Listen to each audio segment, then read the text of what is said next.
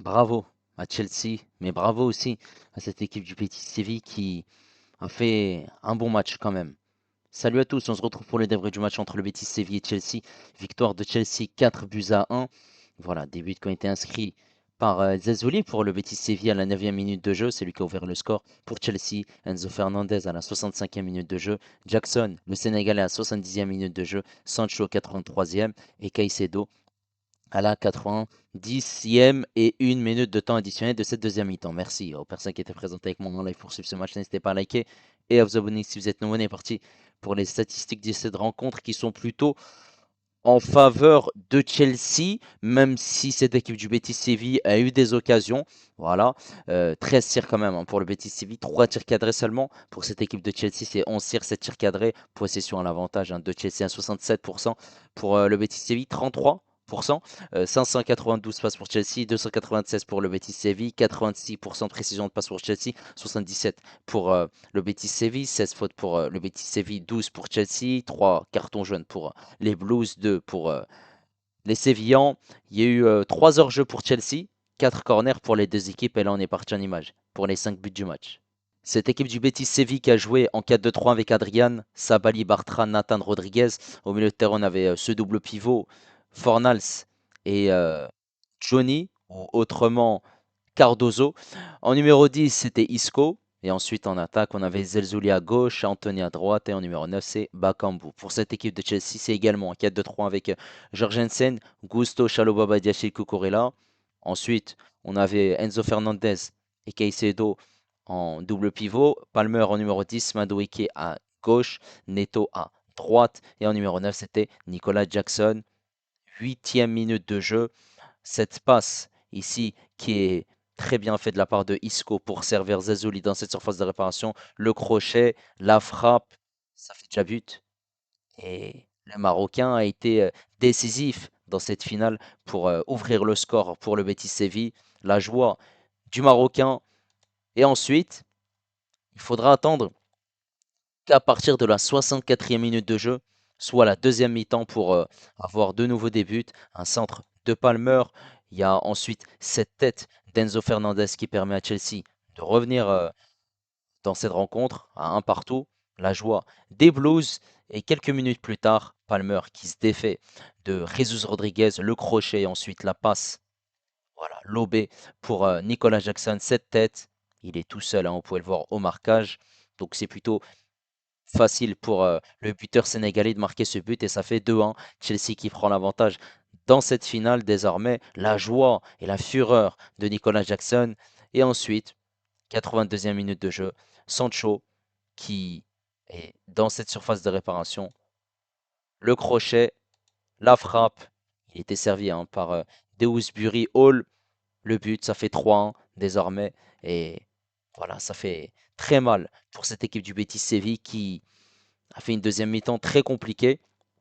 Et pour terminer, dans le temps additionnel de cette deuxième mi-temps, on a Caicedo qui se projette, qui accélère, qui va servir Enzo Fernandez. Enzo Fernandez qui va ensuite faire la passe pour Caicedo, le crochet, la frappe aux abords de la surface de réparation. Adrian est battu, ça fait 4-1.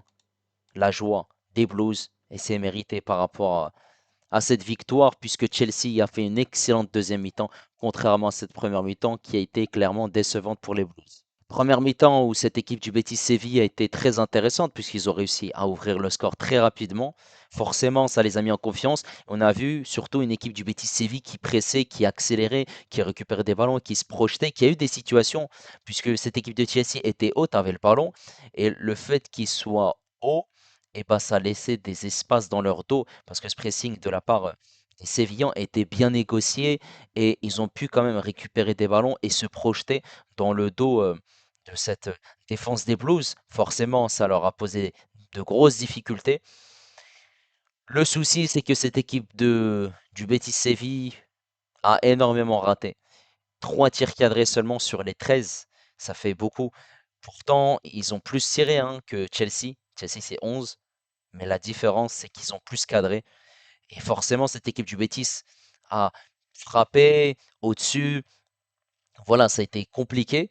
On a eu quand même quelques parades de la part de George Jensen. Mais globalement, voilà, c'est Dommage hein, de la part du Betis Séville parce qu'en première mi-temps, il y a eu une grosse domination de la part du Betis Séville. Clairement, cette équipe de Chelsea qui a des situations, mais ça reste plutôt compliqué. Par contre, la deuxième mi-temps, on a ce changement. Gusto à la place de James et ce changement, il a fait énormément de bien à Chelsea. Et on a vu un autre visage de Chelsea durant cette deuxième mi-temps. Une équipe de Chelsea qu'on a l'habitude de voir en Première Ligue. Et c'était clairement le vrai visage de cette équipe qui a été très, très, très, très intéressante. Voilà, on a vu une équipe qui a réussi, grâce à Palmer, deux passes décisives. Il a été au top du top hein, durant cette finale. Voilà, ce ballon pour Enzo Fernandez. Et ensuite, il y a cette passe décisive aussi pour Jackson. Coup sur coup quand même, hein. Donc, les Sévillans prennent un coup derrière la tête malgré tout, deux buts. Ils menent au score, ils se font rattraper, puis bah, cette équipe de Chelsea prend l'avantage. Et ensuite, ben, il y a eu l'entrée de Sancho qui a été décisif en marquant ce but sur cette passe de Dowsbury Hall. Et pour terminer, Enzo Fernandez qui sert Caicedo, voilà une équipe du Betis Séville qui forcément était menée 3 buts à 1 et qui savait que c'était terminé et qui a complètement lâché et qui encaisse ce quatrième but. Voilà, globalement, cette équipe du Betis Séville n'a pas démérité. On a assisté à un très très bon match parce que cette équipe du Betis n'a pas mis de bus. Ils ont clairement joué avec leurs intentions, c'est-à-dire un 4-2-3-1. Et on peut le voir, hein, cette attaque du Betis Séville, Isco, Zazzouli, Bakambu, Anthony, c'est quand même une attaque en feu. Pour revenir maintenant, voilà, sur la prestation des joueurs de cette rencontre, globalement, je veux revenir déjà sur Zazzouli qui a fait voilà, un top match. Après, il est sorti en deuxième mi-temps très très rapidement, sorti blessé malheureusement. Et ça, c'est dommage, hein. À la 53e minute de jeu remplacé par Jesus Rodriguez. Un match pertinent où il a su provoquer, il a su être décisif par ce but, mais aussi éliminer, crocheter, prendre la profondeur, voilà, servir ses coéquipiers. Voilà un top match de sa part. Il a été électrique et ça fait plaisir. Anthony, il a su aussi dribbler, essayer d'accélérer. Voilà, il a essayé de combiner, de centrer avec Isco, très belle entente. Par contre, on a vu qu'il y avait une baisse de régime en deuxième mi-temps.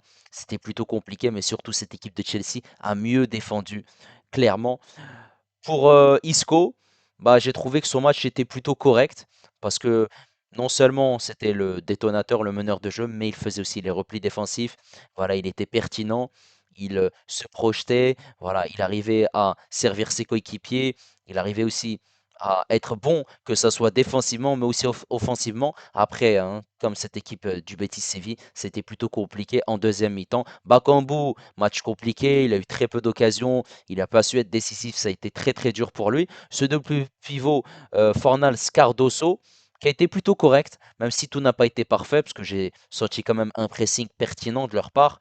Et forcément, voilà, offensivement, ils n'ont pas beaucoup apporté, mais bon, quand tu as quatre attaquants devant, on n'a pas forcément besoin. Ils ont été bons dans les duels, dans l'agressivité. Après, deuxième mi-temps qui a été plus compliqué que prévu. Cette défense, Sabali qui a alterné le bon et le moins bon. Il a centré, voilà, il y a eu du déchet technique de sa part. Défensivement, par moment, il était bon, par moment, moins bon. Tout n'a pas été parfait de sa part. Par contre, Bartra et Nathan, je les ai trouvés costauds. Costauds, mais la deuxième mi-temps, c'est compliqué parce que tu laisses Enzo Fernandez sur le premier but, il n'y a personne sur lui. Jackson, la même chose. Forcément, ce bloc est trop haut et il laisse aussi Sancho pouvoir frapper tranquillement. Et le quatrième but, voilà, ils sont loin du tireur, en l'occurrence Caicedo. Ça a été plutôt compliqué. Rodriguez qui a été plutôt défensif qu'offensif. Donc voilà, cette équipe du Betis a été plutôt correcte.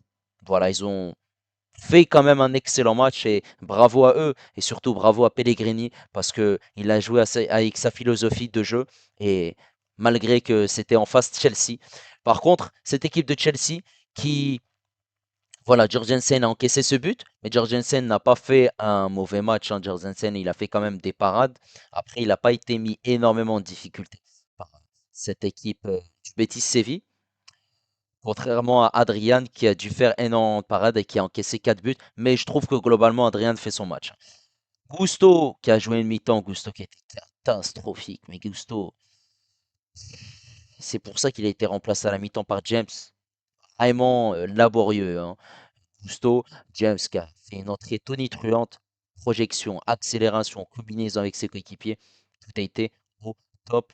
Même si il y avait quand même un peu de déchets techniques. Cette charnière centrale, Chalobah, Badiachil, Chalobah qui était rassurant, qui jouait long, qui a été plutôt pertinent. Après, voilà, sur le premier but, cette défense n'est pas rassurante, mais ils se sont bien repris par la suite. Chalobah qui a été intéressant, qui a été bon dans les duels, dans l'agressivité. Par contre, son compère, Badielsi, ça a été dur, très dur. Ça a été mis en grande difficulté par un pressing qui a été très intéressant de la part des Sévillans. Et je ne l'ai pas du tout senti rassurant. Et c'est pour ça que Maresca l'a fait sortir avec l'entrée de Colwill, ce qui est totalement mérité, normal, parce que Badiachil, c'était catastrophique. Voilà. Sur le côté gauche, Cucurella qui, défensivement, il a du mal, hein. J'ai trouvé que c'était plutôt compliqué face à des attaquants tonitruants qui arrivaient facilement à le mettre en difficulté. Après, j'ai l'impression qu'en deuxième mi-temps, il s'est mieux repris, tout comme cette équipe de Chelsea. Offensivement, il a beaucoup apporté quand même. Voilà, c'est un courant alternatif, hein, son match. Ce double pivot Caicedo-Fernandez, ils ont fait un gros match. Caicedo qui marque ce but, qui a été beaucoup présent. Après, voilà, ce milieu de terrain n'a pas été au rendez-vous en première mi-temps, mais en deuxième mi-temps, ils ont su se reprendre, ils ont su mettre les ingrédients qu'il faut. Et forcément, Caicedo marque ce but. Bravo à lui. Enzo Fernandez, qui se projette dans cette surface de réparation, qui met cette tête. Ensuite, il arrive à se projeter sur ce couloir gauche pour faire cette passe dans le bon timing pour Caicedo. Voilà, ils ont été complémentaires et ils ont fait leur match. Bravo à eux. Palmer, que dire de Palmer qui a été au rendez-vous aujourd'hui. Voilà, sur le premier but, et ben, voilà, un centre parfait, millimétré. Le deuxième, il y a ce dribble. Et ensuite, il y a ce centre pour Jackson. Donc, voilà, ça reste très fort hein, de la part du numéro 10 de Chelsea qui a fait un excellent match et qui a été présent. Et forcément, il faut être présent dans les grands rendez-vous pour pouvoir gagner ce trophée. Pedro Neto, beaucoup de centres, beaucoup de déchets techniques. J'ai pas trouvé un Pedro Neto performant. Voilà, ça portait ses centres au deuxième poteau. C'était pas au top, hein. J'ai pas senti Pedro Neto percutant qui a été intéressant. Voilà, c'est pas du tout rassurant. Doueke qui se projetait, qui avait forcément pas mal de déchets techniques, qui essayait de jouer avec ses coéquipiers. Après, il y avait des dribbles qui étaient réussis, d'autres moins bien. On sent quand même que c'est un joueur qui forcément est encore jeune et qui doit encore progresser. J'ai pas senti un Madueke pertinent, même si en deuxième mi-temps, ça a été mieux. Jackson, c'était plutôt compliqué la première mi-temps. Par contre, la deuxième mi-temps, c'était nettement mieux. Certes, il marque ce but, mais il y a une occasion où il se projette et il doit faire cette passe pour Sancho, mais il projette trop loin son ballon pour à la fin que Adrien le récupère et finalement ça anéantit cette occasion de but. Ça a été dommage, tout n'a pas été parfait, mais au moins il a su être décisif. En tout cas, n'hésitez pas à me donner votre avis concernant cette prestation voilà, de cette finale de Conference League entre le Betis Séville et Chelsea. N'hésitez pas à liker et à vous abonner si vous êtes nouveau. Et moi, je vous dis à la prochaine. Ciao les amis.